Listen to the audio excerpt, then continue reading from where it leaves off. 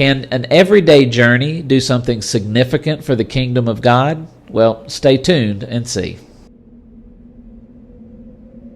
At Christ Church, we believe in Memphis. We care so much about the city. We want to be an agent for change and an agent for good news in this community. And we're investing ourselves in the needs of the city, trying to make a difference in this city. I think Memphis's best days are ahead of it. If you want to go fast, go alone. If you want to go far, go together. Amen. And Memphis is a place where you go together. A child's zip code should not determine the kind of educational possibilities that child. Well, the great thing is we have a chance to change those perceptions. Though Memphis is a very troubled city. We believe in Memphis. Yeah, we believe in Memphis.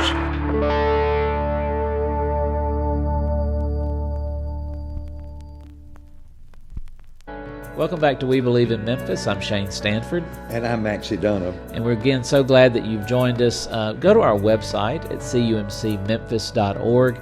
You can learn more about who we are at We Believe in Memphis, about Christ Church Global, which is a ministry that wants to take the love of Christ across the street and around the world. Mm-hmm. And you can learn more about Christ Church. And again, if you don't have a church home, we'd love for you to come and visit us. If you can't be here in person, every Sunday at 9:45 we have an online campus, and you can join us via the virtual world. However it is, we'd love to be on that journey with you.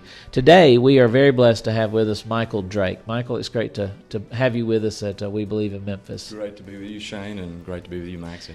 Now, I do think there's a disclaimer here because you are the chair of Christ Church Global, the lay person who's the chair. You kind of oversee the work of so much of what we're doing here. But that's been the story of your life. You've been involved in church and in these types of endeavors for a long time. Tell us a little bit about your story and how you got to a place where your life was so integrated with your faith. Wow, that's a great question. I'm a native Memphian. I've been here all my life, so that's 52 years. And, is that a rare thing? I think it's becoming more so that way, and I think that's an interesting part of the conversation in that, in my time here, I've seen so many people like the both of you that have moved here from other places, which I think is richer to our culture, particularly when I think back of 50 years ago almost when Martin Luther King was killed here. Sure. There was a bit of a baggage here because of that, and then by new people coming and us living together in community, that's really begun to change over the years. So that's one thing I've noticed. But I grew up in the church. Became a Christian at an early age. I was in another denomination, and then, like many young people, went through high school and college and just kind of was doing my own thing. And my wife, who we've been married for 24 years this summer, actually went to church here. So if I wanted to see her while I was dating, I had to come here. So that was really a turning point in my life. But I thought it was interesting when you were talking about the priesthood of all believers. I went on the Emmaus walk 20 years ago.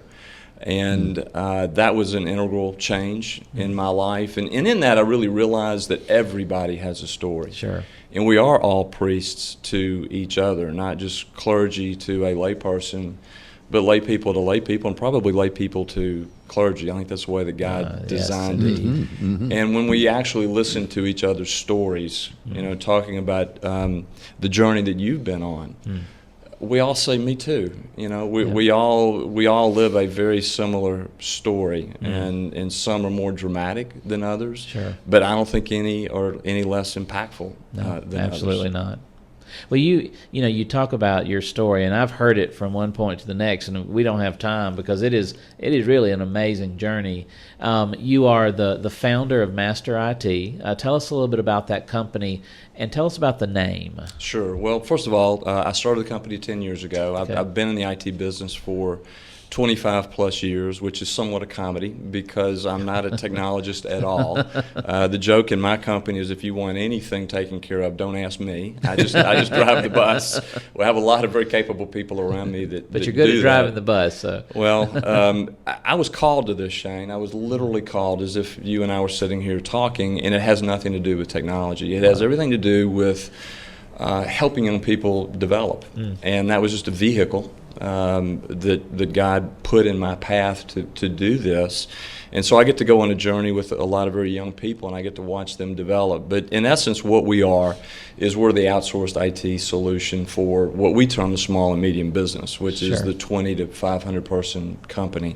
We serve a lot of different verticals, typically in the Mid-South, and they just get a dramatically different result from IT, and it goes from firefighting to fire prevention. And when you do that, then you can go from being tactical to being strategic. So just like what we're doing with Christ Church Global. Absolutely. We're using technology to ask, what if? You know, but here's the current situation. What if we could reach the 700,000 in Memphis that don't see church every week, or the however many millions across the planet, and to really be able to leverage that technology. So that's what I was called to do, and I've had a blast doing it. It's been a lot of fun. And master has a very specific connotation. It does. So when we started the company, you know, we felt like we had one chance to get it right. And I studied under a business mentor who's a brilliant person, and he taught me the value of core values. And it's kind of like Vern Harnish says in Mastering the Rockefeller Habits, and Jim Collins says it too, is that to most people, it's not important what your core values are, but you have to have them. Because if you don't, then you'll go whichever way the wind blows. And so for me, we wanted to be a Christ-based company. And we have 4 core values in the company: innovate, communicate, face reality, and serve. And because we're a Christ-based company, we feel like that if we just serve others and we serve a higher power, then everything else will just kind of fit into place.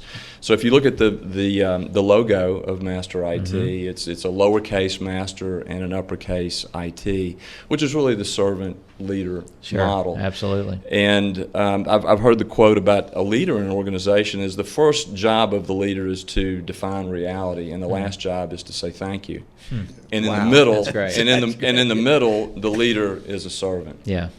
And that's what I try to do every day, and that's what we try to do for our clients. You know, for people who are going through their daily life, you know, they're accountants, or they are attorneys, or they're just, you know, in a job that they've had for some time, or maybe for a short time. They go to work, they do their thing.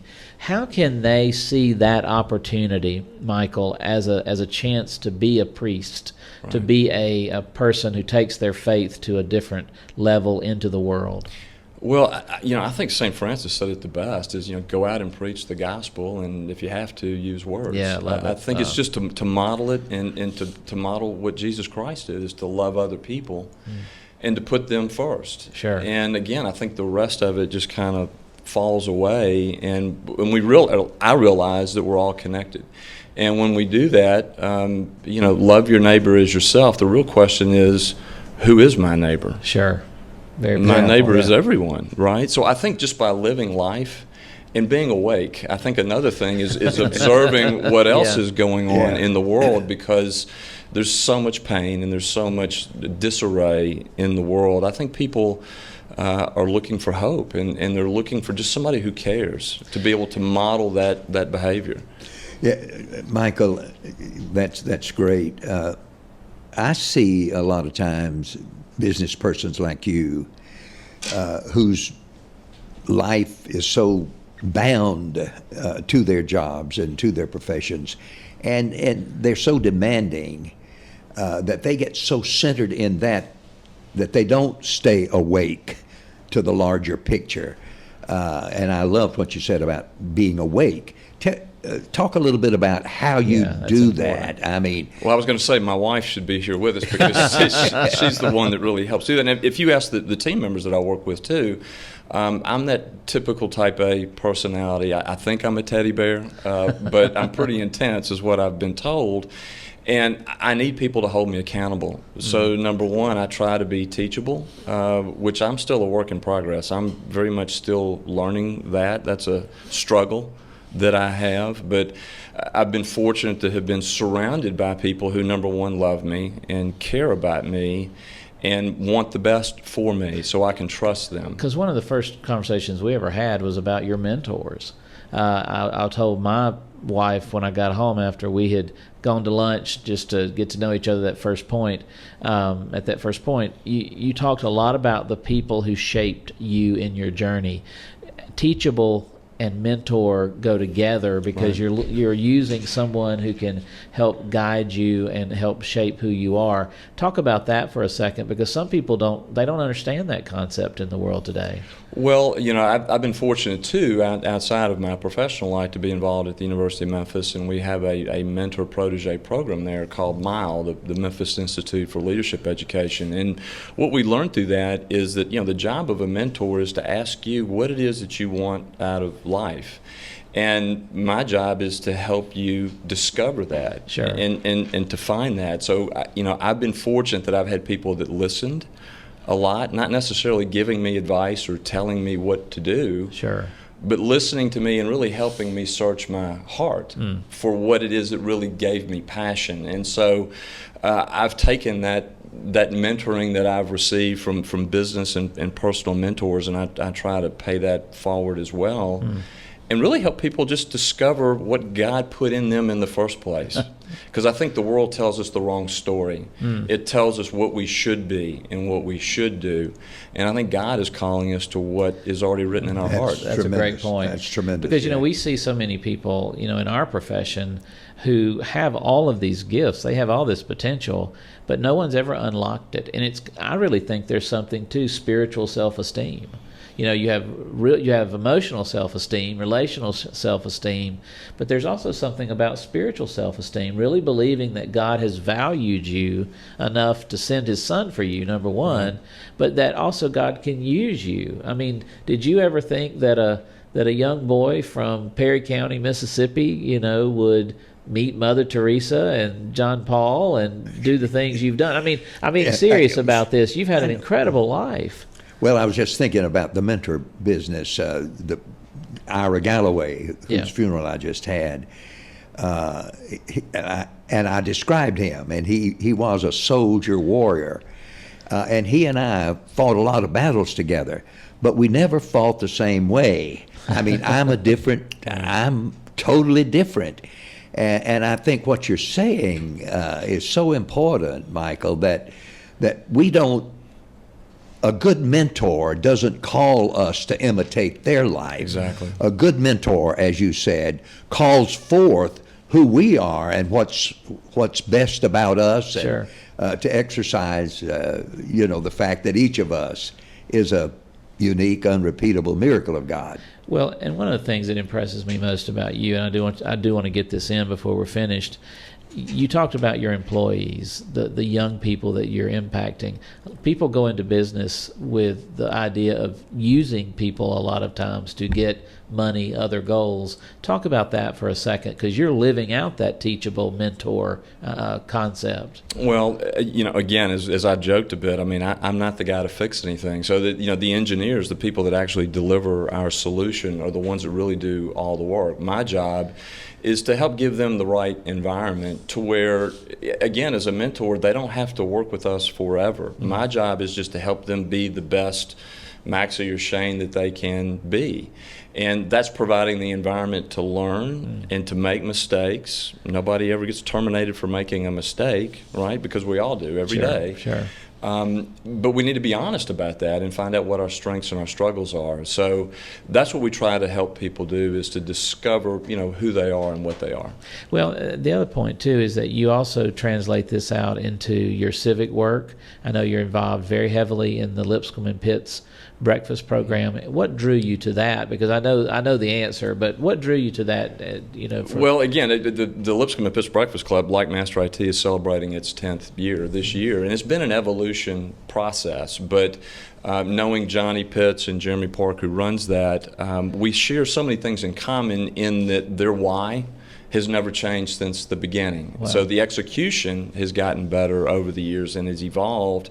But their why was to really be a place where Memphians could come together to celebrate, as you're doing, what's great about Memphis, and really to create a catalyst in which we can help people tell their stories. Sure. and have an easy way to get engaged, to be able to plug in and be more connected to the community. And so from day one, that was my attraction, and it's just been incredible to sit back and watch it as it's really taken on an incredible life of its own, as this program is doing as well. So if you had to talk to the people who are watching, that person who's sitting there who maybe is a business leader, maybe they are an employee of a business, maybe they're volunteering, very, very briefly, what would you say to them about their journey? What is important for them to focus on? Well, first and foremost, Shane, everybody has something to give. Everybody has a story, and your story will relate to other people, and it will inspire other people. That's great. All you have to do is show up and be, right? Yeah. And then God just kind of crafts it as to how it works. And the more available we are to Him, the more He will use us. There's no doubt about that. I see that every day. That's a better sermon than we usually preach. I know. But emphasize a little bit more, Michael, about sharing the story. Because people are hesitant to do that. They are. Well, and there's so many things I wish we had time to talk about, but I think the most important thing about that is just to be transparent. And in my life, you know, I could go on and talk about other things I'm involved in terms of mental health, family issues. You know, I have a story just like everybody else's, and when I share that, people go, you know, I had no idea about that guy, but me too. Yeah. And once we do that, the walls just come down, and then we can actually share, and then there's a feeling of trust to where people actually do open up and they can be who they really are. Well, we're definitely going to have you back, because I know there's so many more chapters to this story, and I want everyone to hear about the mental health projects you're involved in and all of those very important things. In 30 seconds, can't let you go without saying, why do you believe in Memphis? Well, number one, it's my home. I was born here. I could have moved anywhere. I won't leave. It's the vibe. It's the people. I met somebody last night who just happened to be traveling through here from Italy. He'd never been to this part of the country before. And he said, there's something about this place. And I think part of it is we wear who we are on our sleeve, whereas the problems that we have in Memphis, Tennessee, we cannot hide. And I've never seen this city more prepared or more eager to progress and to be a community, and that's why I'm here, and that's why I'll stay here. Well, thank you so much for being on the program. I think that's a great answer, and it's great wisdom to not only understand about the city you live in, but about your own journey, about your life, to know that you have a friend who is walking this journey because he became like us. That story of Christ informs all of our stories, and then gives us both the power to engage, but also the purpose to engage, to go and share that story with the world. For Michael Drake and for Maxie Dunham, I'm Shane Stanford. Go into the world and be salt and light, friends. Remember, you matter. God bless you.